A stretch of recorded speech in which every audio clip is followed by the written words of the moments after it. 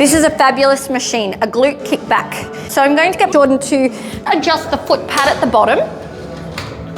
And then to help Jordan get in, we have got the handle clipped all the way down. But now that she's in the machine, we're actually going to bring it up and clip it into the numbers on the machine. What we want to do is get in a position where you've got a really straight spine and your hips are bent at the hip pad. So you're going to take a breath in to prepare and an out breath every time you push back.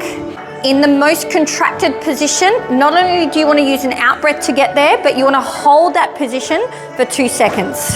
The goal is to squeeze the glute. Good, take a big breath in, just to there, and exhale to push. Good, and shrink this at the same time. Nice. When you do this move, it's really important that you use an out breath, and every time you push back and squeeze, you also imagine you're pulling your belly button away from the bench. Because what we don't want is movement through your lumbar spine. We don't want any movement through the pelvis. If you start to move from your pelvis, you'll start to feel your lower back fire up, and we don't want that at all when we do this exercise.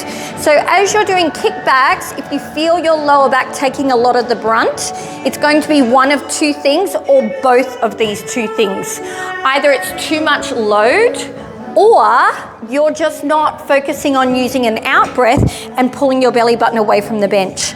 You might physically be touching the bench with your belly button, but if you just think of drawing your belly button away from the bench, that can be enough to tighten your core. And we need core and glute to work together to synchronize and to co-contract to get the most out of this move. So I'm going to get George to go to the other leg.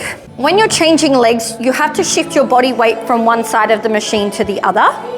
But then you want to get back into that setup again.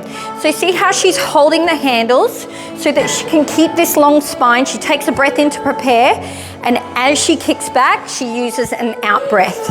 You just want to pause that in range and squeeze the glute. You want to get that brain to body connection. Good, George. Take a breath in and out breath, shrink the waist. Yes, good, good. She's got the shakes, she's working hard. And shrink, yes.